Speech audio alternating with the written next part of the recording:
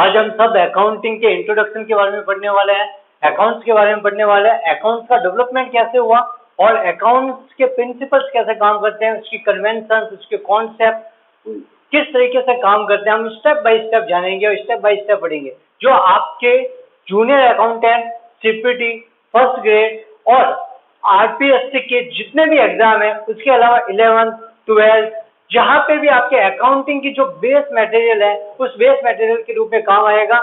तो आप सब मेरे साथ बने रहिए और मैं आपको एक के बाद एक स्टेप बाय स्टेप आपको बताता रहूंगा कि अकाउंटिंग का डेवलपमेंट कैसे हुआ, इसके कॉन्सेप्ट्स कौन कौन से हैं, इसके कन्वेंशंस कौन कौन से हैं, इसका डेवलपमेंट किन किन स्टेजेस से होके गुजरा है। तो ठीक है, हम शुरू करते हैं अब अपनी क्लास। आप यहाँ पे देखते रहिए अकाउंट्स का डेवलपमेंट कैसे हुआ, क्योंकि किसी भी सब्जेक्ट की स्टडी करने से पहले हमें उसकी हिस्ट्री के बारे में, उसके बैकग्राउंड के बारे में पता होना बहुत जरूरी है। हमें अगर उसका बैकग्राउंड पता नहीं है तब तक हम उसके स्टडी नहीं कर पाएंगे, हम उसके कॉन्सेप्ट्स को और प्रिंसिपल्स को समझ नहीं पाएंगे। तो हम इसके स्टेप बाय स्टेप सबसे पहले इसकी हिस्ट्री को जान लेते हैं।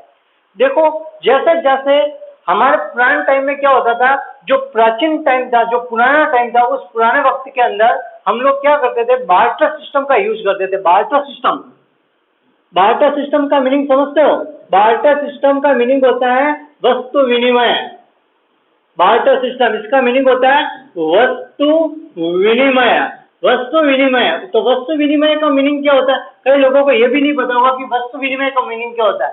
वस्तु विनिमय का मीनिंग होता है कि एक वस्तु के बदले में दूसरी वस्तु को लेना। मैंने पेन दिया और आपने 1 किलो गेहूं मुझको दे दिए।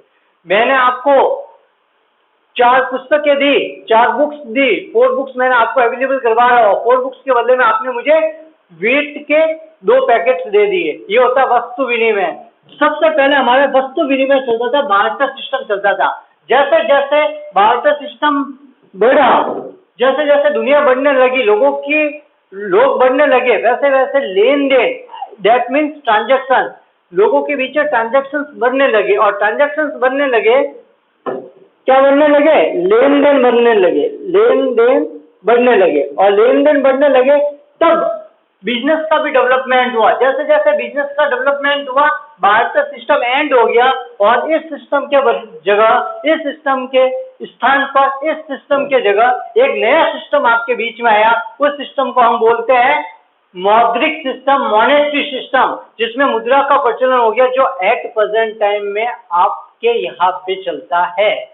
पैसे दो और चीजें लो, पैसे दो कोई भी सामान लो, तो उसे कौन सा सिस्टम कहते हैं? पैसे दो कोई भी सामान लो, उसे कहते हैं मौद्रिक सिस्टम। कौन सा सिस्टम कहते हैं? मौद्रिक विनिमय या मौद्रिक सिस्टम, जिसे हम बोलते हैं मॉनेटरी सिस्टम। इंग्लिश में क्या बोलते हैं? Monetary system. जैसे जैसे आपके ट्रांजैक्शंस बढ़े, वैसे वैसे मॉनेटरी सिस्टम आ गया और बार्टर सिस्टम एंड हो गया।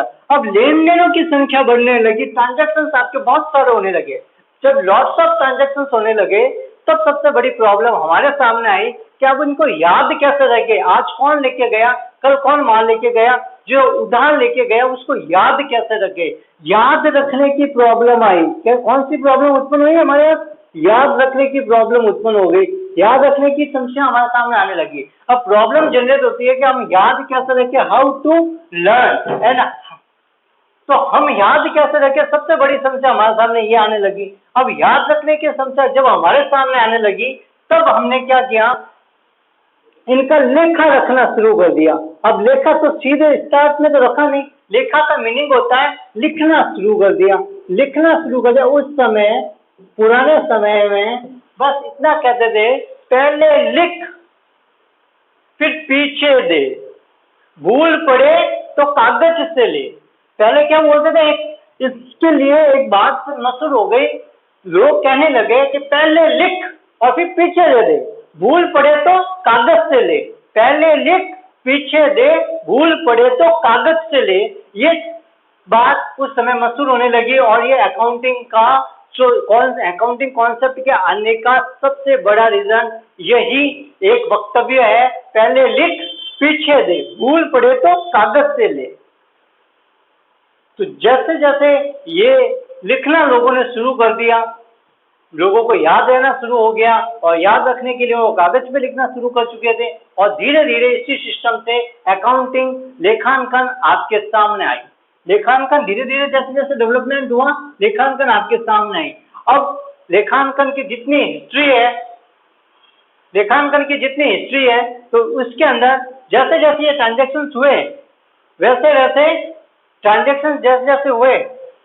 वैसे हमने लिखना शुरू कर दिया और लेखांकन हमारे सामने आया। बात कर रहे थे कि लेखांकन में जैसे जैसे हमने लिखना शुरू कर दिया वो संक्रमण काल था। कौन सा काल था? संक्रमण काल के अंदर हमने लिखना शुरू कर दिया। पहले लिख पीछे दे, भूल पड़े तो कागज से ले, उसे संक्रमण काल कहा गया। और लेखांकन है जो अकाउंटिंग है, अकाउंटिंग को व्यापार की भाषा कहा जाता है। Accounting is the language of business.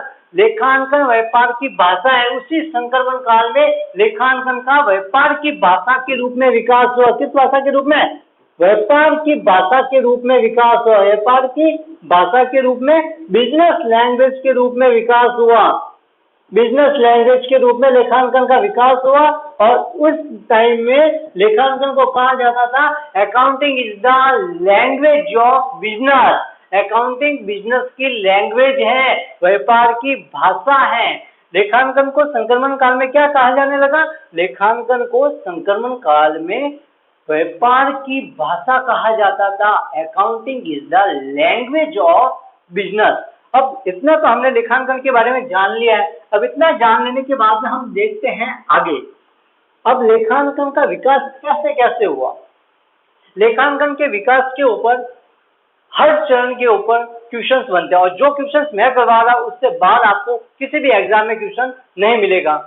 तो सबसे पहले मैं आपको बता देता हूं जो अकाउंटिंग की लैंग्वेज की, बिजनेस की लैंग्वेज के रूप में अकाउंटिंग का डेवलपमेंट हुआ। अब लेखांकन की हिस्ट्री को देख लेते हैं। हिस्ट्री को देखने से पहले हम हमारे इंडिया की जो हिस्ट्री देखते हैं, भारत का जो लिखित इतिहास है, रिटर्न हिस्ट्री है, उस हिस्ट्री से भी पुराना अकाउंटिंग की हिस्ट्री है, अकाउंटिंग का इतिहास है। लेखांकन का इतिहास क्या है? लिपिबद्ध इतिहास से भी पुराना है, रिटर्न हिस्ट्री से भी पुराना लेखांकन का इतिहास है। रिटर्न हिस्ट्री से भी अगर कोई पुरानी हिस्ट्री है वो लेखांकन का इतिहास है। लेखांकन का इतिहास कैसा इतिहास है? लेखांकन का इतिहास भारत के लिपिबद्ध इतिहास, जो लिखा हुआ इतिहास है, रिटर्न हिस्ट्री, उससे भी पुराना लेखांकन का इतिहास है। अब हम सबसे पहले चलते हैं, हमेशा बात होती है वैदिक काल की, तो ऋग्वेद के अंदर ऋग्वेद जिसका टाइम पीरियड माना जाता है 5000 BC के आसपास। ऋग्वेद जिसका टाइम पीरियड 5000 BC के आसपास का माना जाता है। बिफोर क्राइस्ट मतलब ईसा मसीह के जन्म से 5000 वर्ष पूर्व ऋग्वेद का टाइम पीरियड माना जाता है। उस समय ऋग्वेद के कुछ श्लोकों में लेखा करने के प्रमाण मिलते हैं, लेखा करने के प्रूफ मिलते हैं। लेखा करने के प्रूफ कहाँ पे मिलते हैं?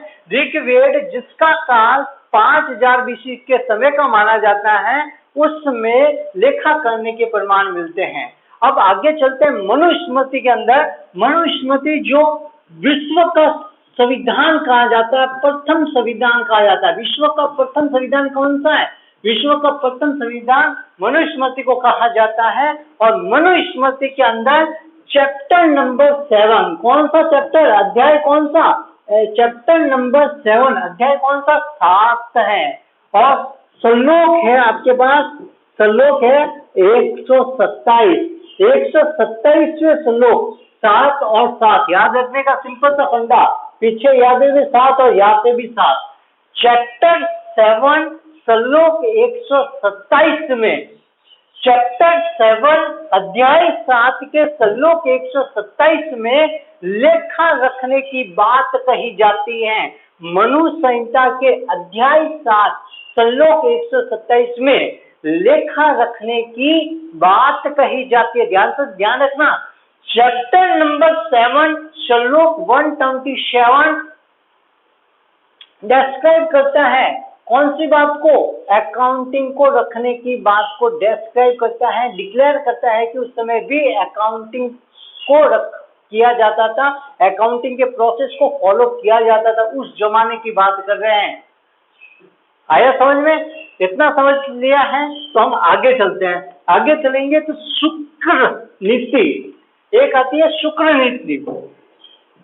शुक्र नीति, शुक्र नीति के अंदर जो गुरु शुक्राचार्य थे, उन्होंने जो अपनी पॉलिसी बनाई थी उसे शुक्र पॉलिसी या शुक्र नीति के नाम से जाना जाता है। और शुक्र नीति के अंदर भी लेखा रखने की बात कही गई है। तो हमारे 5000 ईसा पूर्व पहले ऋग्वेद में बात कही है लेखा रखने की। सेकेंड है मनु संहिता के 127 श्लोक है और चैप्टर नंबर है 7, जिसमें लेखा रखने की बात कही है। और उसके बाद में कहीं पे भी बात कही है तो वो कहाँ पे कही गई है? वो सीधी सी बात कही है शुक्र नीति के अंदर। कहाँ पे बात कही गई है? शुक्र नीति के अंदर लेखा रखने की बात कही गई है। अब शुक्र नीति तक आ गए तो थोड़ा सा और आगे चलते हैं। थोड़ा सा और आगे चलेंगे तो हमारा टाइम पीरियड आता है मौर्य वंश, जब चंद्रगुप्त मौर्य हुआ। चंद्रगुप्त मौर्य हुआ तो उस समय चाणक्य भी हुए। चाणक्य तो एक और नाम से जाना जाता था, उसे बोलते थे कौटिल्य। क्या बोलते थे? कौटिल्य। कौटिल्य ने एक ग्रंथ लिखा था जिस ग्रंथ का नाम था अर्थशास्त्र। कौटिल्य ने ग्रंथ लिखा था, उस ग्रंथ का नाम था अर्थशास्त्र। मौर्य काल में चंद्रगुप्त मौर्य के शासन में चंद्रगुप्त मौर्य के गुरु चाणक्य, जिनको कौटिल्य नाम से भी जाना जाता था, कौटिल्य ने एक ग्रंथ लिखा था जिसे बोलते हैं कौटिल्य का अर्थशास्त्र। उस अर्थशास्त्र में लेखा रखने के विभाग का उल्लेख मिलता है और उस विभाग को अक्षपटल कहा जाता था। एक लेखा रखने के विभाग का उल्लेख मिलता है, उस विभाग को अक्षपटल के नाम से जाना जाता था। किस नाम से जाना जाता था? अक्षपटल। लेखा रखने का एक विभाग मिलता है, उस विभाग को अक्षपटल के नाम से जाना जाता था। चंद्रगुप्त मौर्य के काल में उनके गुरु हुए चाणक्य, जिनको कौटिल्य कहा जाता था, उन्होंने एक ग्रंथ लिखा जिसका नाम था अर्थशास्त्र। और अर्थशास्त्र में एक विभाग का उल्लेख मिलता है, वो लेखा रखने का विभाग था। और लेखा रखने के विभाग का नाम क्या था? अक्षपटल। क्या नाम था? अक्षपटल। तो अक्षपटल इस लेखा रखने के विभाग को कहा जाता था। ये तो था हमारे भारत का इतिहास जो अकाउंटिंग के बारे में, डेवलपमेंट के बारे में बताता है। और हमेशा 11th क्लास में एक क्वेश्चन फिक्स आता है कि ऋग्वेद के टाइम में अकाउंटिंग का डेवलपमेंट कैसे था। अकाउंटिंग के बारे में डिस्क्राइब कीजिए या इंडियन हिस्ट्री ऑफ अकाउंटिंग के बारे में डिस्क्राइब कीजिए। तब सीधा आपको ऋग्वेद को पकड़ना है। ऋग्वेद के अंदर ऋग्वेद का टाइम पीरियड था आपके 5000 BC, 5000 ईसा पूर्व। ईसा के जन्म से 5000 ईसा पूर्व पहले जो ऋग्वेद हुआ, ऋग्वेद में लेखा रखने का उल्लेख मिलता है। ऋग्वेद के कई श्लोकों के अंदर ये प्रमाणित हो चुका है, इसमें प्रूफ मिले हैं कि उस जमाने में हम हमारे लेखांकन का कार्य करते थे। भारत का बिजनेस इतना डेवलप था, इतना उन्नत था कि हम लेखा रखने का कार्य उस समय में भी करते थे, जिसका उल्लेख ऋग्वेद में मिलता है। फिर आता है मनु संहिता। मनु संहिता के चैप्टर 7 श्लोक 127 में, चैप्टर 7 अध्याय 7 श्लोक 127 में लेखा रखने का उल्लेख मिलता है। शुक्र नीति के अंदर लेखा रखने का उल्लेख मिलता है। चाणक्य कौन से टाइम पीरियड के अंदर थे? सीधी सी बात है, मौर्य वंश में चंद्रगुप्त मौर्य के गुरु चाणक्य, जिन्हें कौटिल्य के नाम से जाना जाता है, उन्होंने एक पुस्तक लिखी जिसे कौटिल्य का अर्थशास्त्र कहा जाता है। ये पुस्तक पूरी की पूरी राजनीति के ऊपर डिपेंड थी। मैं एक और इसका आंसर बता देता। अर्थशास्त्र लोगों का मानना है कि केवल व्यापार वस्तु के ऊपर डिपेंड थी, इसी के ऊपर लिखी गई थी। ये इसका बेस नहीं था। ये पूरी की पूरी बात गलत है। अर्थशास्त्र जो कौटिल्य ने लिखी थी, उसका पूरा का पूरा बेस उस समय के राजनीतिक तंत्र के ऊपर थी, राजनीतिक तंत्र के ऊपर थी। चंद्रगुप्त मौर्य के शासन की जो राजनीतिक व्यवस्था थी, उस राजनीतिक व्यवस्था का उल्लेख करती है अर्थशास्त्र, और इसी अर्थशास्त्र में एक लेखा रखने के विभाग का उल्लेख है जिसे अक्षपटल कहा जाता है। क्या कहा जाता है? अक्षपटल। अक्षपटल लेखा रखने का एक विभाग था। चंद्रगुप्त के काल में चाणक्य ने पुस्तक लिखी थी अर्थशास्त्र, उसमें मिलता है अक्षपटल लेखा रखने के विभाग को कहा जाता है। कोई प्रॉब्लम? No problem. आगे चले। ये सब तो था भारत का इतिहास, जिसके ऊपर इंडियन हिस्ट्री के ऊपर, अकाउंटिंग की इंडियन हिस्ट्री के ऊपर हमेशा 11th क्लास में क्वेश्चन बनता है। और अगर जूनियर अकाउंटेंट का कोई एग्जाम दे रहे हैं या फर्स्ट ग्रेड का एग्जाम दे रहे हैं, तो अगर अकाउंटिंग की हिस्ट्री में से कोई भी क्वेश्चन पुट ऑन होता है तो इससे बाद में नहीं आता है। अब आता है अकाउंटिंग की जो मॉडर्न हिस्ट्री है। अकाउंटिंग की मॉडर्न हिस्ट्री के ऊपर चलते हैं।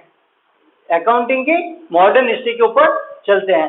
अकाउंटिंग की जो मॉडर्न हिस्ट्री है 1494 में एक ऐसी घटना घटित हो गई दुनिया में।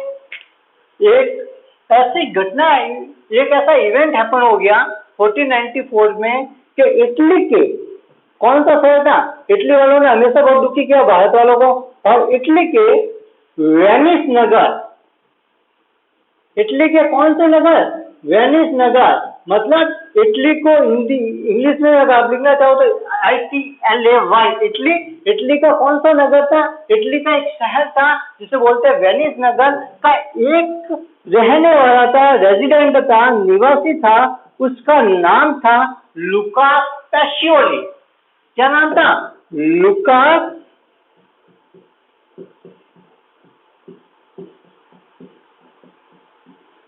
पेशियोली।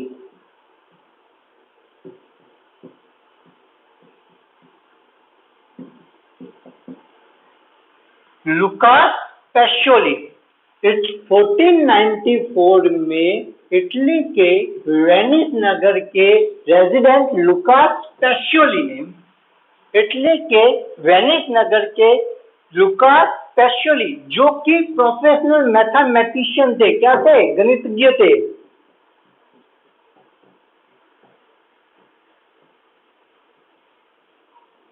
मैथमेटिशियन, जो कि प्रोफेशनली गणितज्ञ थे, मैथमेटिशियन थे। इन्होंने एक बुक लिखी। उस बुक से अकाउंटिंग, जो मॉडर्न अकाउंटिंग कहते हैं, जो आधुनिक अकाउंटिंग कहते हैं, आधुनिक लेखांकन कहते हैं, या आधुनिक लेखा शास्त्र जिसे कहा जाता है, वो इस पुस्तक से आया था। उस पुस्तक का नाम था दी कंपासेट स्क्रिप्चर्स। दी कंपासेट स्क्रिप्चर्स। इन्होंने एक पुस्तक लिखी। उस पुस्तक का नाम था, इन्होंने एक पुस्तक लिखी, उस पुस्तक का नाम था द कंपासेट स्क्रिप्चर्स।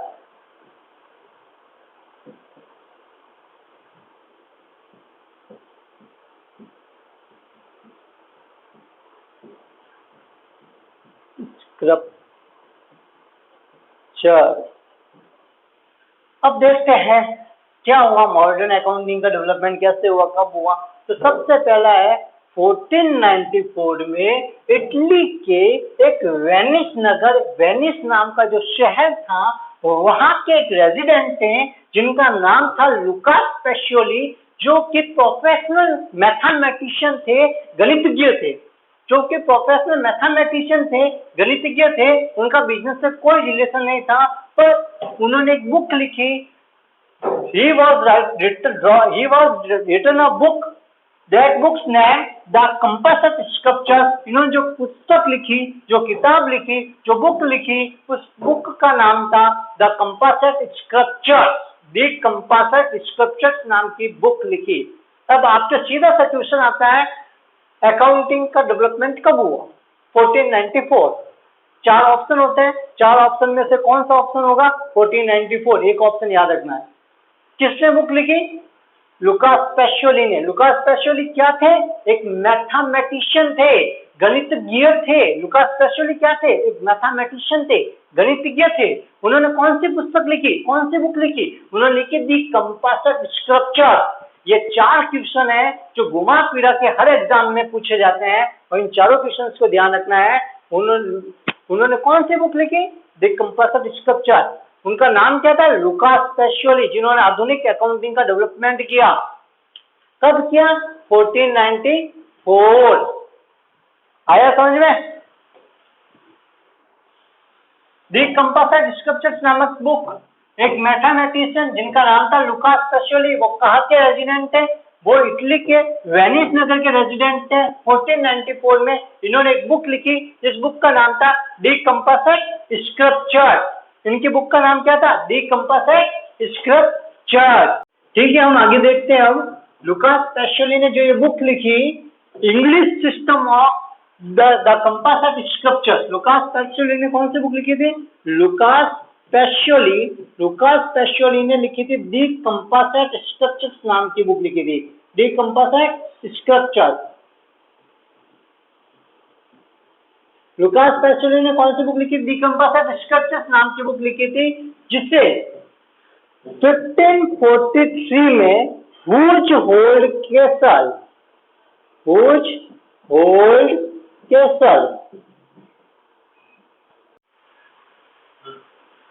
लुकास पेसियोली ने दी कंपास ऑफ स्ट्रक्चर्स नाम की बुक लिखी, जिससे 1543 में 1543 में वुड्स होल्ड कैसल ने इंग्लिश में ट्रांसलेशन किया, पूरी दुनिया के सामने रिप्रेजेंट किया। पूरी दुनिया के सामने दी कंपास ऑफ स्ट्रक्चर्स को रिप्रेजेंट करने का काम किया था वुड्स होल्ड कैसल ने। उन्होंने इंग्लिश में ट्रांसलेट किया था। इस बुक को क्या किया था? ट्रांसलेट किया था। ट्रांसलेट किसने किया? इंग्लिश में किया। इंग्लिश में ट्रांसलेट करने का काम किया था वुड्स होल्ड कैसल ने दी कंपास ऑफ स्ट्रक्चर का। अब आगे चलते हैं, इसकी जो हिस्ट्री है इसमें आता है 1795 1795 में एडवर्ड जॉन्स ने एक बुक लिखी, जिसे कहते हैं the English system of book keeping. 1795 में एडवर्ड जॉन्स ने एक बुक लिखी, जिसे बोला जाता है the English system of book keeping. 1795 में Edward John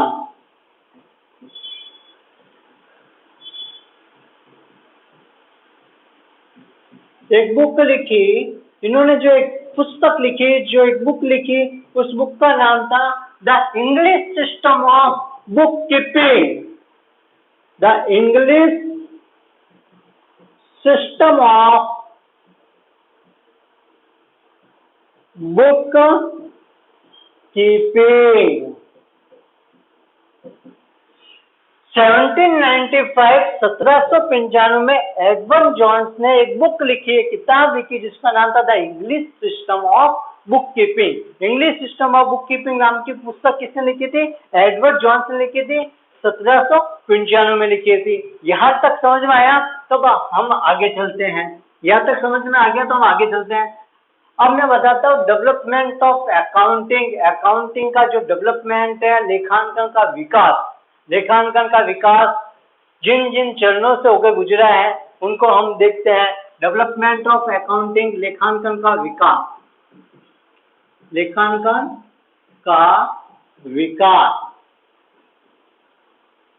development of accounting.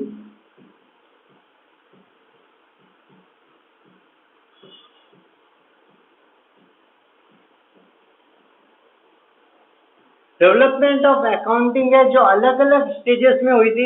सबसे पहले होता है कारिंद लेखांकन, जिसे स्टेप अकाउंटिंग बोलते हैं। कारिंद लेखांकन, जिसे बोलते हैं स्टेप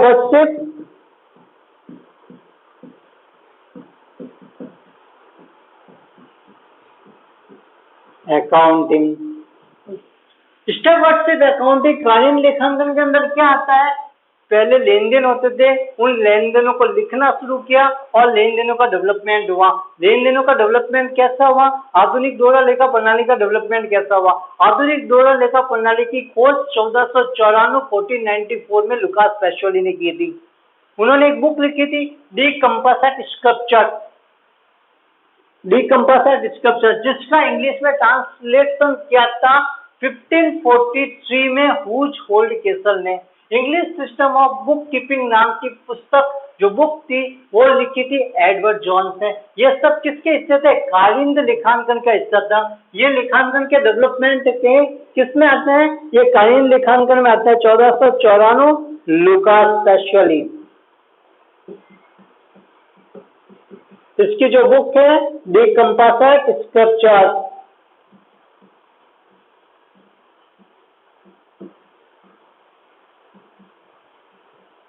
और 1543 हुज होल्ड के साथ इसने क्या किया? इसका ट्रांसलेशन किया।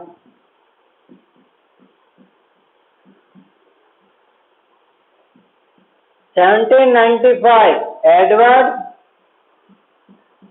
जॉन्स, इसने क्या किया? एक बुक लिखी, उस बुक का नाम क्या था? English system of book keeping.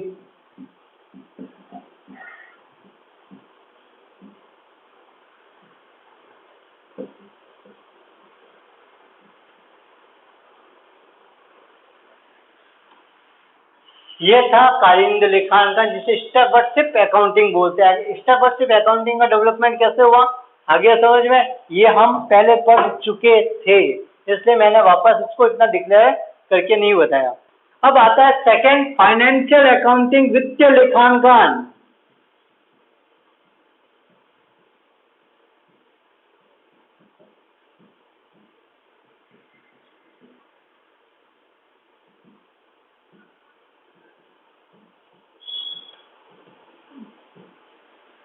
Financial accounting, जैसे जैसे लेखांकन का विकास हुआ, जैसे जैसे लेखो करने का विकास हुआ, लेखांकन का विकास हुआ, वैसे वैसे कालीन लेखांकन का जैसे समय गुजरा तब व्यापार का एरिया बढ़ने लगा। और जैसे जैसे बिजनेस का डेवलपमेंट हुआ, बिजनेस का एरिया बढ़ने लगा, तब पहले पार्टनरशिप होती थी, पहले सॉल ट्रेड होता था, एकाकी व्यापार से पार्टनरशिप तक हम बढ़ गए। पार्टनरशिप से हम कंपनी की श्रेणी के व्यापार में आने लग गए और बड़ा बड़ा बिजनेस हम करने लगे। जैसे जैसे बिजनेस का फैलाव हुआ, जैसे जैसे बिजनेस का डेवलपमेंट हुआ, जैसे जैसे बिजनेस बढ़ते गए, वैसे वैसे व्यापार और व्यापार के स्वामी दोनों अलग अलग होते गए और बिजनेस अलग होने लगा और व्यापार का जो मालिक था, जो व्यापार का स्वामी था, जो ऑनर ऑफ बिजनेस था, वो अलग होने लग गया। और दोनों के अलग हो जाने के कारण, सेपरेशन के कारण जिस अकाउंटिंग की जरूरत पड़ी, जिस अकाउंटिंग का डेवलपमेंट हुआ, उसे बोलते हैं वित्तीय लेखांकन, फाइनेंस अकाउंटिंग। और फाइनेंशियल अकाउंटिंग के डेवलप होने से ही अकाउंटिंग प्रोफेशन के रूप में सामने आई, उभर के आया। अकाउंटिंग प्रोफेशन कब सामने आया हमारे सामने उभर के? फाइनेंशियल अकाउंटिंग का जैसे जैसे डेवलप हुआ, वैसे वैसे अकाउंटिंग प्रोफेशन का रूप लेने लग गया और प्रोफेशन बनने लग गया। जैसे जैसे फाइनेंशियल अकाउंटिंग का डेवलपमेंट हुआ, वैसे वैसे अकाउंटिंग का रूप लेने लग गया और ये बनने लग गया। एकाकी व्यापार से जैसे जैसे हम कंपनी की तरफ आने लगे, व्यापार का प्रबंध और नियंत्रण अलग अलग होने लग गया, वैसे वैसे इसे पैसे के रूप में स्वीकार करने की और हम आगे बढ़ने लगे, इसे पैसे के रूप में हम स्वीकार करने लगे थे। लेकिन क्या पूर्ण रूप से हमने अकाउंटिंग को पैसे के रूप में स्वीकार कर लिया था? अभी तक हमने पूर्ण रूप में इसे पैसे के रूप में स्वीकार नहीं किया था, लेकिन पैसे के रूप में स्वीकार करने की तरफ बढ़ने लगे। अकाउंटेंट को हम जॉब पे रखने लग गए थे, लेकिन पूर्ण रूप से इसे हमने पैसे के रूप में स्वीकार नहीं किया था। वित्तीय लेखांकन के अंदर होता क्या था? पहले सॉल ट्रेड था। सॉल ट्रेड का मीनिंग होता है एकाकी व्यापार। एकाकी व्यापार से हम किसकी तरफ बढ़े? कंपनी की तरफ बढ़े। कंपनी की तरफ बढ़े, जैसे जैसे हम कंपनी की तरफ बढ़ने लगे, वैसे वैसे व्यापार का दायरा बढ़ा। और पहले सॉल ट्रेड एकाकी व्यापार में व्यापार का मालिक और व्यापार का स्वामी एक ही होता था, व्यापार का प्रबंधक एक ही होता था। कंपनी के अंदर व्यापार का प्रबंधक, व्यापार को नियंत्रण करने वाला और व्यापार के स्वामी अलग अलग होते थे। और दोनों के पृथक पृथक होने के कारण हमें फाइनेंशियल अकाउंटिंग, वित्तीय लेखांकन की जरूरत महसूस हुई। लेखांकन को प्रोफेशन के रूप में, पैसे के रूप में विकास होने लगा, पर पूर्ण रूप से पैसे के रूप में अभी लेखांकन का विकास होना बाकी था। अब आता प्रबंध लेखांकन। प्रबंध लेखांकन, जो लेखांकन का चरण है, वो 30वें नंबर पे आता है, स्टेप 3 आता है प्रबंध लेखांकन। प्रबंध लेखांकन को कहते हैं मैनेजमेंट अकाउंटिंग। मैनेजमेंट अकाउंटिंग, प्रबंध लेखांकन को कहते हैं मैनेजमेंट अकाउंटिंग। अब व्यापार को प्रबंध करने के लिए हमें अलग से प्रबंधकों की जरूरत होने लगी, और जैसे जैसे हमें प्रबंधकों की जरूरत बढ़ी, मैनेजर्स की जरूरत बढ़ी, हमने उनको रखना शुरू किया, उनके काम का लेखा रखना शुरू किया, उनके काम को लेखांकन के रूप में स्वीकार करना शुरू किया, उनके काम को देखना हमने शुरू कर दिया। और जैसे जैसे हमने प्रबंधकों के काम को देखना शुरू कर दिया, हमने लेखों की ओर नजर डाली, तो पहले हमने प्रोफेशन के रूप में अकाउंटिंग का डेवलप कर रहे थे, और यहाँ पे लेखांकन को पेशे के रूप में स्वीकार कर लिया। लेखांकन को पेशा के रूप में स्वीकार किया गया, पेशा के रूप में स्वीकार। Accounting as a profession, accounting as a profession कौन से चरण में हुआ?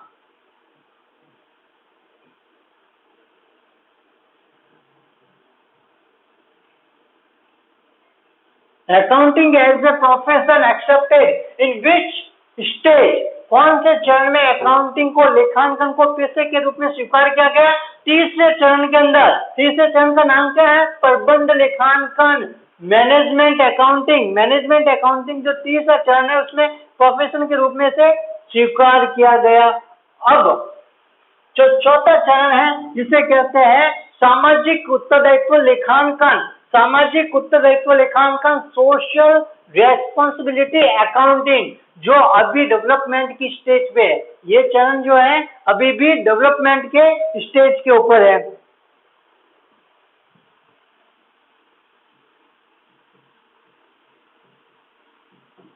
सामाजिक उत्तरदायित्व लेखांकन, सोशल रेस्पॉन्सिबिलिटी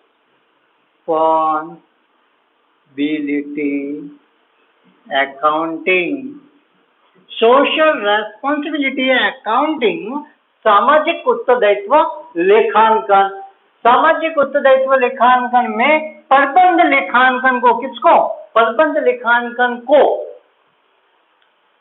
लेखांकन को प्रोफेशन के रूप में, पेशे के रूप में स्वीकृति मिली, स्वीकार कर लिया गया। प्रबंध लेखांकन को प्रबंध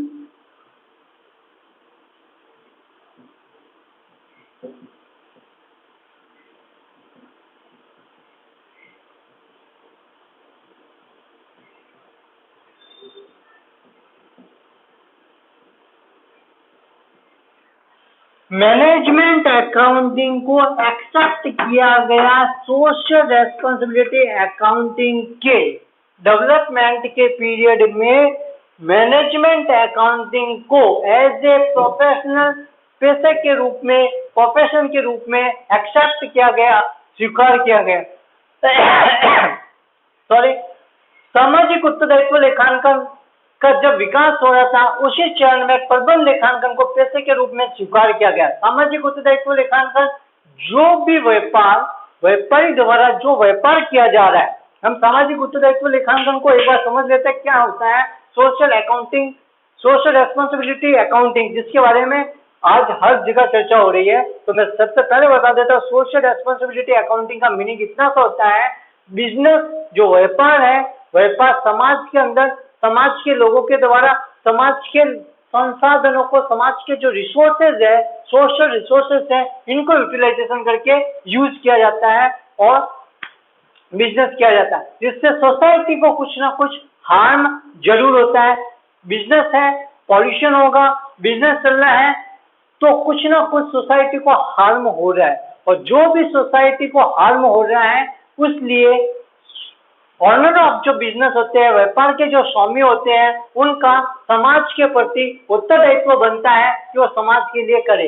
इसलिए वो समाज के लिए क्या करते हैं, कभी डोनेशन देते हैं, कभी फंड देते हैं, कुछ सड़कें बनवा देते हैं, कुछ अस्पताल बनवा देते हैं, कुछ एम्बुलेंस गिफ्ट करते हैं, कुछ और अदर एक्टिविटीज करते हैं। वो एक्टिविटीज करने की उनकी रेस्पॉन्सिबिलिटी है, बिकॉज उन्हें सोशल रेस्पॉन्सिबिलिटी अकाउंटिंग के रिकॉर्ड्स में मेंटेन करना पड़ता है कि उन्होंने क्या क्या रिकॉर्ड किए, क्या क्या उन्होंने सोसाइटी के लिए काम किए हैं। इन सब काम को उन्हें लिखना पड़ता है, उन सब काम को दिखाना पड़ता है। और अभी ये अकाउंटिंग डेवलपमेंट के स्टेज पे है, डेवलपिंग स्टेज पे है, इसलिए इंडिया के अंदर कंपल्सरी तौर पर फुली रूप से एप्लीकेबल नहीं हुआ है, हाफ एप्लीकेबल है। इसीलिए ये बिजनेस पर्सन जो भी है वो सब अपने डोनेशन और जो भी वेलफेयर एक्टिविटीज कर रहे हैं वो सिर्फ और सिर्फ अपनी सोशल रेस्पॉन्सिबिलिटी को अप्रूव करने के लिए करते हैं, बिकॉज उनकी रेस्पॉन्सिबिलिटी सोसाइटी के लिए बनती है, क्योंकि उनके रिसोर्सेज सोसाइटी से मिलते हैं और सोसाइटी को वो हार्म भी करते हैं, पॉल्यूशन भी फैलाते हैं, इसलिए वो अपनी अकाउंटिंग रखवाते हैं। इसे सोशल रेस्पॉन्सिबिलिटी अकाउंटिंग बोलते हैं। सो ये डेवलपमेंट की स्टेज पे है। फोर्थ स्टेज है सोशल रेस्पॉन्सिबिलिटी अकाउंटिंग का। जिस समय डेवलपमेंट हो रहा था या डेवलपिंग स्टेज पे है, उसी स्टेज के अंदर फोर्थ स्टेज के अंदर मैनेजमेंट अकाउंटिंग को एज ए अकाउंटिंग प्रोफेशन के रूप में एक्सेप्ट किया गया। और फाइनेंशियल अकाउंटिंग, वित्तीय लेखांकन को या लेखांकन को अकाउंटिंग को प्रोफेशन के रूप में कौन से स्टेज में एक्सेप्ट किया गया? थर्ड स्टेज में, मैनेजमेंट अकाउंटिंग के टाइम में। आया समझ में? यही कंफ्यूजन वाला है कि मैनेजमेंट अकाउंटिंग के डेवलपिंग स्टेज के अंदर अकाउंटिंग को एज ए प्रोफेशन एक्सेप्ट किया गया, लेकिन फाइनेंस अकाउंटिंग के अंदर अकाउंटिंग को प्रोफेशन के रूप में एक्सेप्ट किया नहीं गया था, करने के बारे में सोच रहे थे। आया समझ में? अकाउंटिंग के डेवलपमेंट की स्टेज, अकाउंटिंग के डेवलपमेंट की स्टेज 4 है। वापस से बता देता हूं, एक बार ध्यान से देख लो। ये जो 4 स्टेप है, सबसे पहला स्टेप है कालिंद लेखांकन, स्टेप वर्ड अकाउंटिंग। कालीन लेखांकन, स्टेप वर्ड से अकाउंटिंग। लेखांकन, आधुनिक लेखांकन का विकास यही से हुआ था। 1494 याद करो, इटली के अंदर वेनिस नगर में 1494 में एक शख्स हुए जिनका नाम था लुकास पैसियोली। इन्होंने एक बुक लिखी थी दी कंपोजिट स्कल्पचर। के सर 1543 के अंदर उन्होंने इसका ट्रांसलेशन किया था इंग्लिश में, पूरी दुनिया को उस बुक के बारे में बताया था। अब 1795 में एडवर्ड जॉन्स हुए थे। इन्होंने एक बुक लिखी थी जिसका नाम था English system of book keeping. जो आप लेजर पोस्टिंग करते हो, लेजर पोस्टिंग और ट्रायल बैलेंस बनाने का जो प्रिंसिपल है, इसी बुक से आया था। हमेशा क्वेश्चन आ जाता है छोटे छोटे बड़े बड़े एग्जाम्स के अंदर कि ट्रायल बैलेंस बनाने का कॉन्सेप्ट कहाँ से आया? 1795 में Edward Johnson the English system of book keeping नाम की जो बुक लिखी थी, उस बुक से ट्रायल बैलेंस बनाने का सिस्टम आया था। हालांकि इनके नोट्स पीडीएफ में प्रोवाइड करवा दिए जाएंगे। और सेकेंड आता है आपके पास वित्तीय लेखांकन, जो सेकेंड स्टेप है फाइनेंशियल अकाउंटिंग। उस समय अकाउंटिंग का डेवलपमेंट हो रहा था। पहले क्या होता था, व्यापार, एकाकी व्यापार चलता था जिसे सोल ट्रेड बोलते हैं। एकाकी व्यापार चलता था और सोल ट्रेड में एक ही व्यापार का ऑनर होता था, एक ही बिजनेस का ऑनर होता था और वही बिजनेस का स्वामी होता था, वही बिजनेस का मैनेजर होता था। सब काम एक पर्सन करता था। जैसे जैसे दुनिया बढ़ी, बिजनेस का स्वरूप बढ़ा, व्यापार का स्वरूप बढ़ा, जैसे जैसे दुनिया बढ़ने लगी वैसे वैसे व्यापार का एरिया, स्कोप बढ़ने लगा। एरिया जो लिमिटेशंस में था वो वाइड होने लगा और जैसे जैसे व्यापार का एरिया क्षेत्र व्यापक हुआ वैसे वैसे कंपनी व्यवसाय आपके सामने है। और कंपनी के आपके सामने आते ही व्यापार और व्यापार का स्वामी और व्यापार का प्रबंधन, ये तीनों चीजें अलग हो गई। व्यापार का स्वामी और व्यापार का प्रबंधन तीनों पृथक पृथक हो गए। व्यापार का असली स्वामी कंपनी में अंशधारी होते हैं जो कंपनी का प्रबंध, नियंत्रण, संचालन नहीं करते और व्यापार अपनी एक दिशा निर्देश के अंदर अपना कार्य करता चलता है। तो व्यापार का स्वामी का कॉन्सेप्ट आया, जिसमें व्यापार और व्यापार की स्वामी को पृथक किया गया, वित्तीय लेखांकन के अंदर पृथक किया गया, और अकाउंटिंग को प्रोफेशन के रूप में अभी तक स्वीकृति नहीं मिली थी। तीसरा स्टेप आता है, वापस देखने में तीसरा चरण जो है प्रबंध लेखांकन, जिसे मैनेजमेंट अकाउंटिंग बोलते हैं। मैनेजमेंट अकाउंटिंग के अंदर प्रबंध को लेखांकन के साथ व्यापार के अंदर सम्मिलित किया गया, प्रबंध को एक अहमियत के रूप में शामिल किया गया, व्यापार के स्वामी से प्रबंध को अलग किया गया, और प्रबंधक की खुद की अहमियत बढ़ी। प्रबंधन का अर्थ होता है दूसरों से कार्य कराना, गेटिंग वर्क फ्रॉम अदर्स, दूसरे व्यक्तियों से काम कराने की कला, गेटिंग वर्क फ्रॉम अदर्स, और art of getting work from others, उसे कहते हैं प्रबंध। और प्रबंध और लेखांकन दोनों साथ साथ आ गए, और इसी समय इसी तीसरे स्टेज के अंदर लेखांकन को प्रोफेशन के रूप में स्वीकृति मिली। चौथा चरण है सामाजिक उत्तरदायित्व लेखांकन, सोशल रेस्पॉन्सिबिलिटी अकाउंटिंग, जो अभी डेवलपिंग स्टेज के ऊपर है, और प्रबंध लेखांकन को इसी समय पेशे के रूप में स्वीकृति मिली। तो हम अब आगे चलते हैं, लेखांकन के बारे में अगले स्टेप्स को देखेंगे।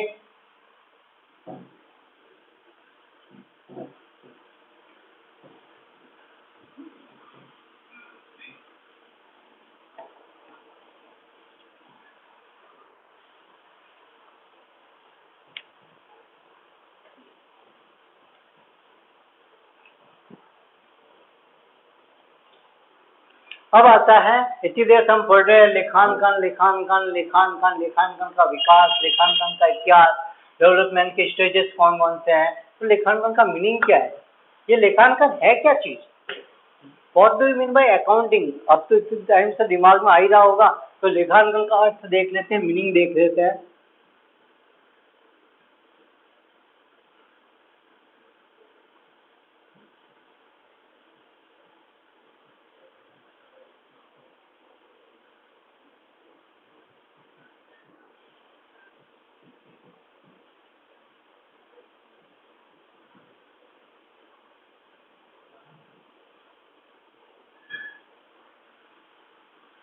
लेखांकन का अर्थ, लेखांकन का मीनिंग, लेखांकन का अर्थ, लेखांकन का मीनिंग।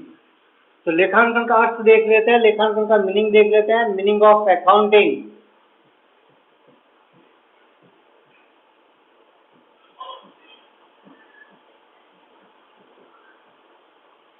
लेखांकन का अर्थ,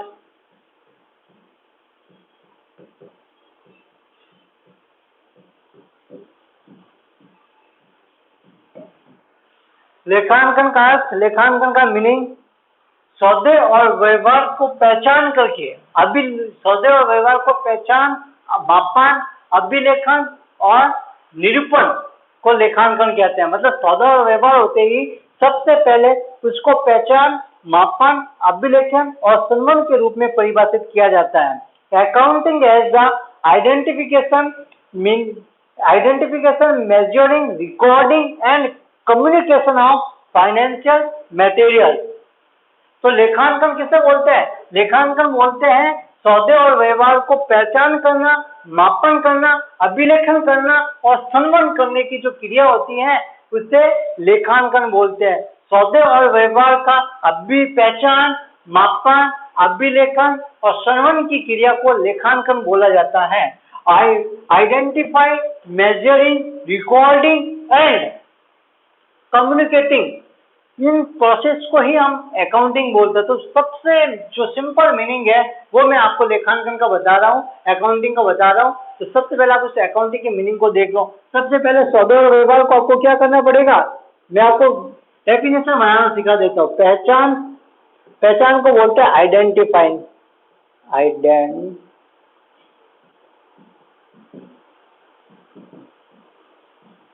फिर आता मापन, मेजरिंग,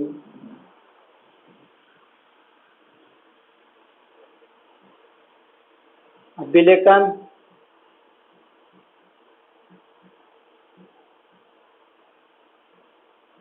रिकॉर्डिंग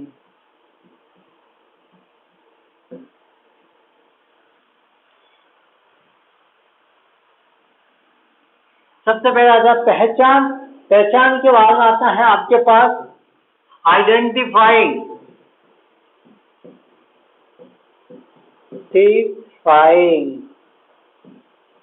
मापन, मेजरिंग।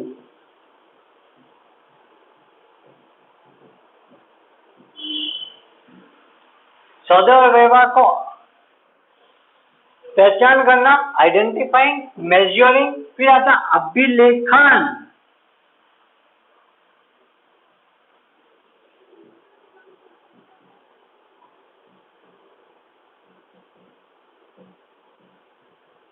रिकॉर्डिंग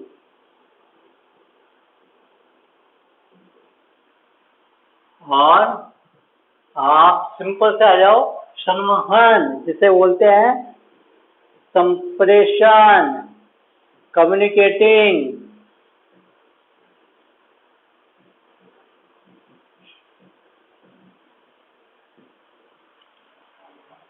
इन 4 शब्दों को आप याद कर लो। लेखांकन की किसी भी डेफिनेशन आप अपने मन से बना सकते हो। लेखांकन का अर्थ, नेचर सिंपल सा होता है, सौदे और व्यवहार को पहचानना, मापन, अभिलेखन और संवहन की जो प्रक्रिया है उसे लेखांकन बोलते हैं। सौदे और व्यवहार के पहचान, मापन, अभिलेखन, संवहन की प्रक्रिया को हम लेखांकन बोलते हैं। इंग्लिश में बोल दो, accounting as a process of identification, measuring, recording and communicating of record, that is known as accounting. आया समझ में? सिंपल सी डेफिनेशन है, सिंपल से 4 स्टेप को याद कर लो। मन और जितनी मन में आए जितनी बार आप अलग अलग तरह से डेफिनेशन बना सकते हो। लेखांकन एक प्रक्रिया है जिसमें सौदे और व्यवहार का पहचान, मापन, अभिलेखन और संवहन किया जाता है। Accounting as the process of identification, measuring, recording and communication of records. उसके बाद आता है लेखांकन की एक और अच्छी सी डेफिनेशन मैं आपको बताता हूँ। एक और अच्छी सी जो डेफिनेशन है मैं आपको बताने वाला हूँ। लेखांकन कला और विज्ञान का मिश्रित रूप है। It is the art and science. तो लेखांकन क्या है? कला और विज्ञान का मिश्रित रूप है। आप इसे बोल सकते हो कला। लेखांकन क्या है? कला और विज्ञान।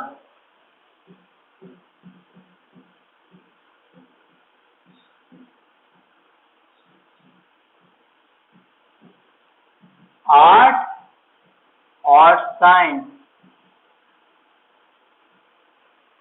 अकाउंटिंग इज द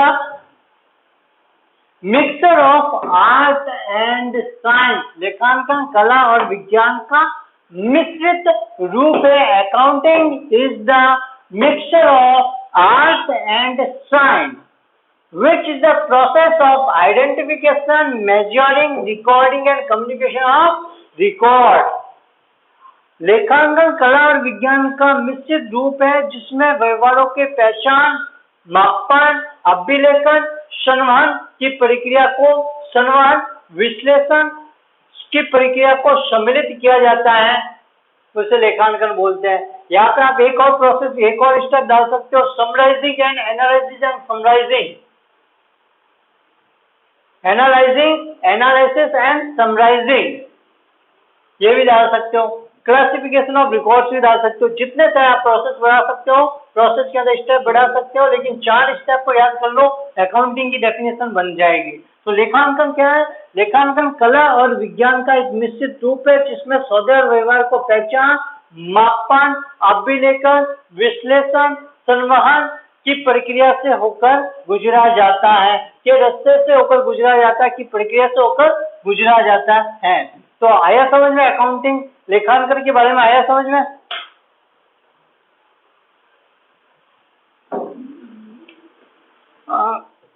अब कैरेक्टरिस्टिक्स हम अकाउंटिंग की देख लेते हैं। मीनिंग के बाद में आ जाता है कैरेक्टरिस्टिक्स, विशेषताएं।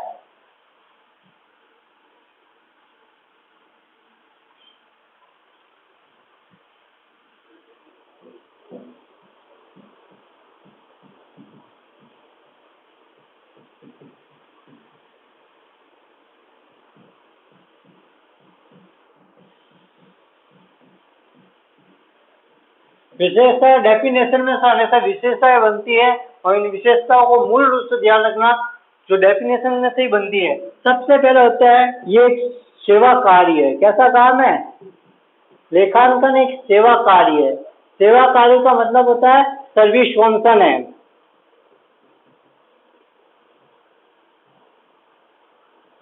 Accounting is the service function. लेखांकन एक सेवा कार्य है, सर्विस फंक्शन है जिसमें सेवा की जाती है।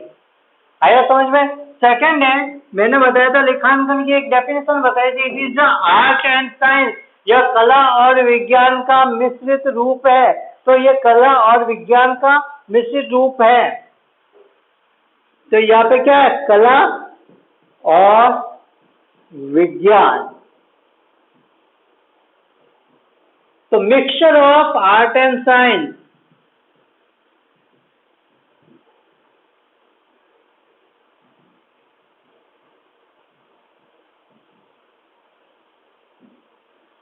ये क्या है? लेखांकन कला और विज्ञान का मिश्रित रूप है। Mixture of art and science. Mixture of art and science. व्यवसाय के व्यवहारों, लेन देनों और घटनाओं को लिखने, वर्गीकृत करने की कला और विज्ञान लेखांकन है। अकाउंटिंग क्या है? अकाउंटिंग है classification of transactions and recording of transactions की art and science. Accounting is the art and science of classification and recording of transaction. लेखांकन लेन देन और घटनाओं के लिखने, वर्गीकरण करने की कला और विज्ञान है। It is a mixture of art and science for recording of transaction, classification and communicating of transaction. सौदा व्यवहारों को लिखना, उनका वर्गीकरण करना, उन घटनाओं का वर्गीकरण करना, उनको संवहन करने की जो क्रिया है उसकी कला और विज्ञान कौन है? लेखांकन है। तो इससे हमने बोला है लेखांकन को mixture of art and science. लेखांकन को लेन देन, सौदा और घटनाओं के वर्गीकरण और वर्गीकरण विश्लेषण करने की कला और विज्ञान के रूप में जाना जाता है। लेखांकन सारांश लेखन, निर्वचन, विश्लेषण सम्मिलित है। लेखांकन में सारांश लेखन,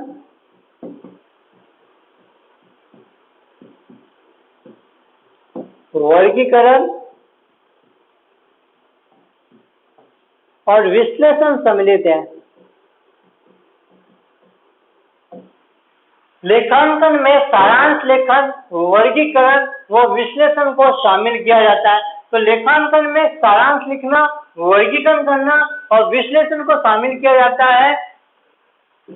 लेखांकन में सारांश लेखन, वर्गीकरण और विश्लेषण को शामिल किया जाता है। क्लासिफिकेशन और एनालिसिस को इंक्लूड किया जाता है। Classification and analysis in the including in accounting. Classification and analysis is including in the accounting. Accounting में शामिल किया जाता है।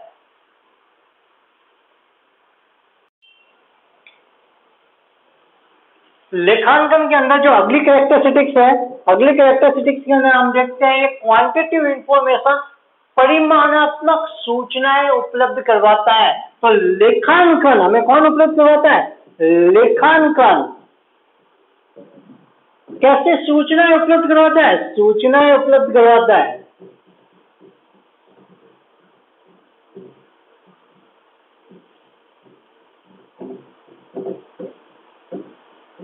लेखांकन सूचनाएं उपलब्ध करवाता है। कैसे सूचनाएं उपलब्ध करवाता है?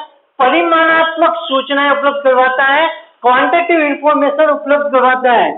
परिमाणात्मक सूचनाएं।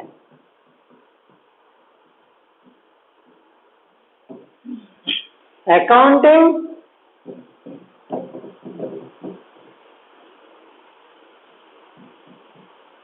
provides information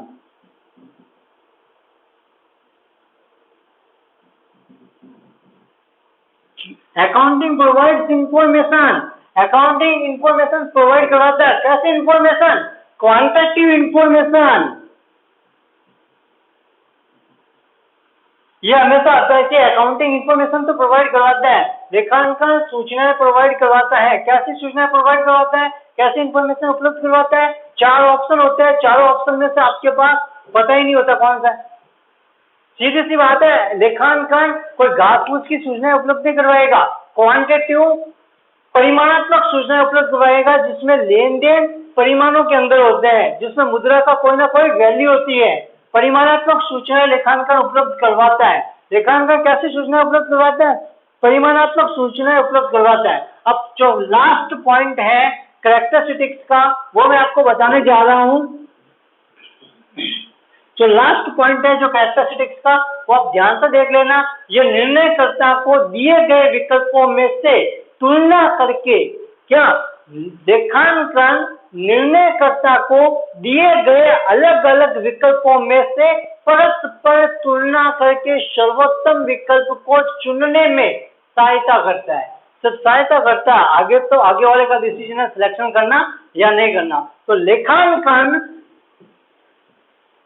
लेखांकन निर्णयकर्ता को दिए गए अलग अलग विकल्पों में से, ये ऑप्शन है अलग अलग,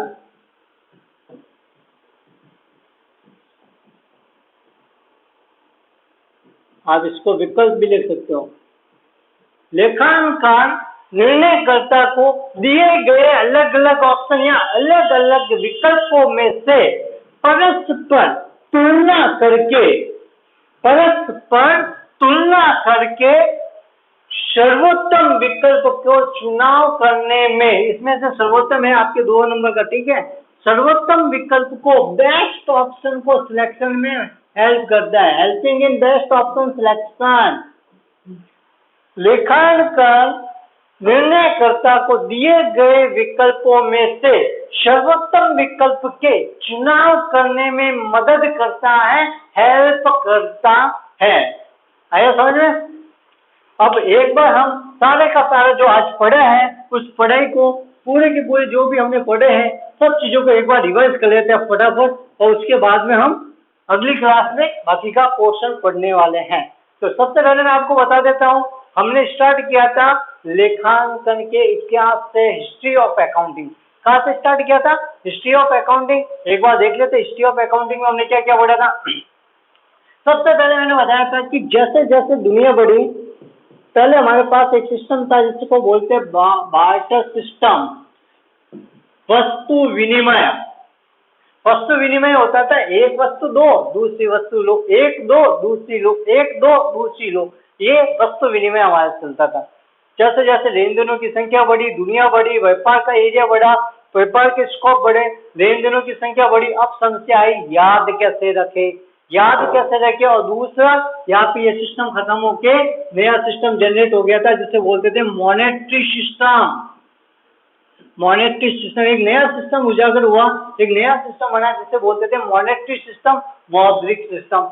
और जैसे जैसे दुनिया बढ़ी, मौद्रिक सिस्टम आ गया और हमें याद रखने की समस्या, तब लेखा करने लिखने की एक परंपरा हुई, और उस समय ये दोनों प्रचलित हुआ।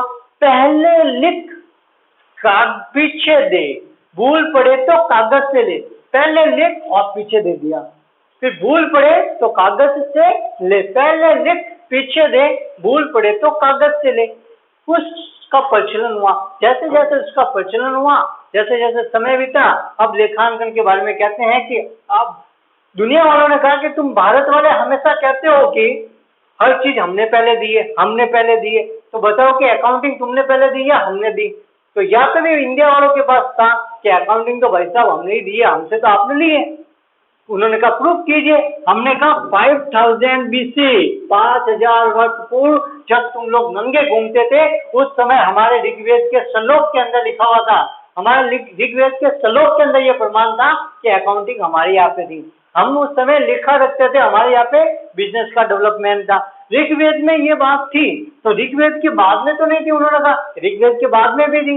ऋग्वेद के बाद में मनुष्य संहिता के, ऋग्वेद के बाद में हमने कहा मनुष्य संहिता के चैप्टर नंबर 7 श्लोक नंबर 127 देख लो जाके, वहां पे भी हमारे अकाउंटिंग का उल्लेख मिलता है। शुक्राचार्य जो राक्षसों के गुरु हुए थे, उन्होंने एक नीति दी थी जिसे शुक्र नीति कहते हैं, और शुक्राचार्य की शुक्र नीति में भी लेखांकन के बारे में उल्लेख मिलता है। तो उन्होंने कहा, उसके बाद में ये तो तुमने कपोल कल्पना बता दी, मैंने कहा कपोल कल्पना हो सकती है, लेकिन मौर्य काल में जब चंद्रगुप्त मौर्य के गुरु हुए जिनका नाम चाणक्य था, जिसे कौटिल्य कहा जाता है, उनकी अर्थशास्त्र में भी तो लेखा विभाग का उल्लेख मिलता है जिसे अक्षपटल कहा जाता है। तब जाके वो चुप हो गए। फिर हमने कहा कि मॉडर्न अकाउंटिंग तो भाई साहब तुमने दी, हम भारत वालों का एक काम है कि हम चुप के आगे वाले की उपलब्धि को सलाम करते हैं, और हमने उनको बोला कि जो मॉडर्न अकाउंटिंग है, जैसा आप मॉडर्न अकाउंटिंग बोल रहे हो, वो दोहरा लेखा सिस्टम भी हमारे भारतीय महाजनविक खाता से सिमिलर है, पर वो आप ही ने दिया है। और दोहरा लेखा प्रणाली जो आधुनिक जो मॉडर्न अकाउंटिंग है, उसके बारे में हमने कहा कि आपने दिया है। और मॉडर्न अकाउंटिंग का डेवलपमेंट उन्होंने 4 स्टेप बताए थे। वो 4 स्टेप ऐसे थे। फर्स्ट स्टेप था स्टेप वर्डशिप अकाउंटिंग। स्टेप वर्डशिप अकाउंटिंग याद आ रहा है वापस? स्टेप वर्डशिप अकाउंटिंग जिसे हम बोलते हैं कारिंद लेखांकन। कारिंद लेखांकन, स्टेप वर्डशिप अकाउंटिंग, कारिंद लेखांकन उन्होंने। अब हमने कहा कि हम ये भी बता देते हैं आपने कैसे दिया। 1494 में एक इटली के वेनिस नगर के निवासी थे लुकास पेशोली, जिन्होंने एक बुक लिखी थी दी कंपासेट scriptures. Lucas Pacioli wrote a book that's named The Composite Scriptures. Lucas Pacioli ने एक बुक लिखी थी 1494 में जिसका नाम था The Composite Scriptures, जिसमें उन्होंने आधुनिक दोहरा लेखा प्रणाली को जन्म दिया। He was the father of accounting. वो लेखांकन के पिता कहा जाते हैं, जनक कहा जाते हैं दोहरा लेखा प्रणाली के। याद रखना कौन सी लेखा प्रणाली के?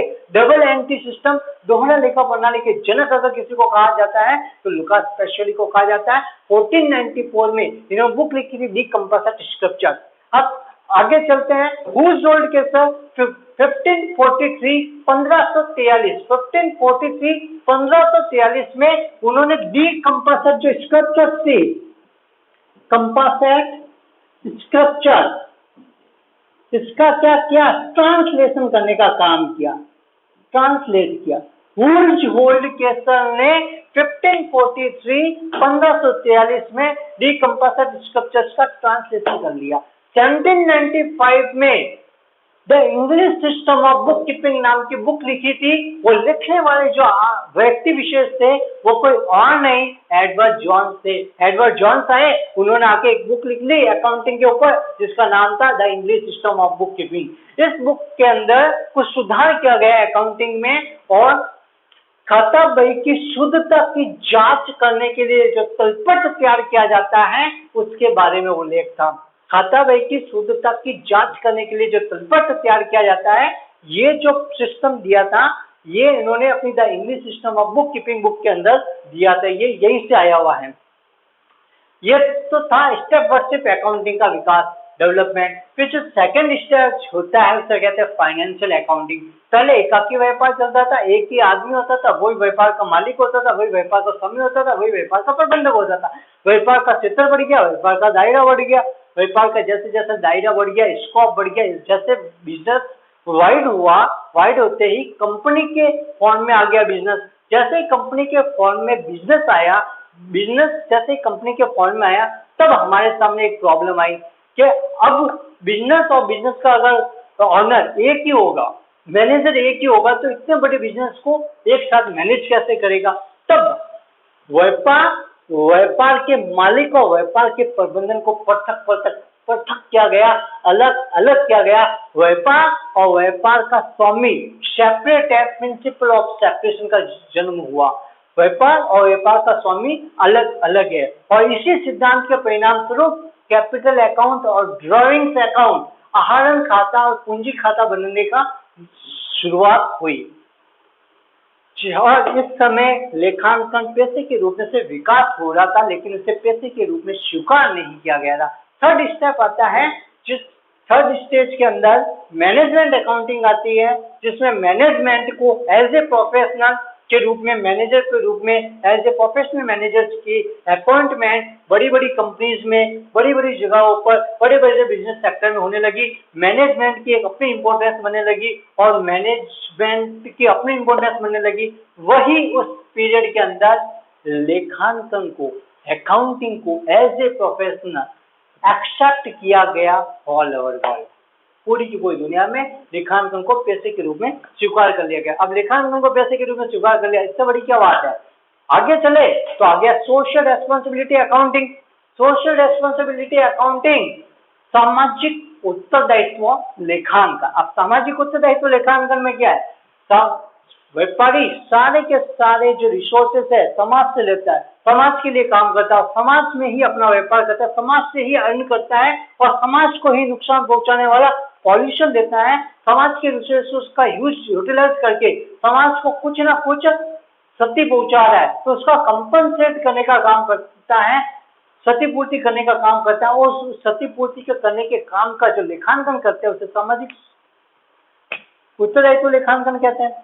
उस व्यापारी द्वारा जो भी समाज की क्षतिपूर्ति की जाती है, अस्पताल बनाकर और सोशल वेलफेयर काम करके, एम्बुलेंस डोनेट करके एंड अदर जो भी काम करके, वो सोशल रेस्पॉन्सिबिलिटी अकाउंटिंग के अंदर आता है।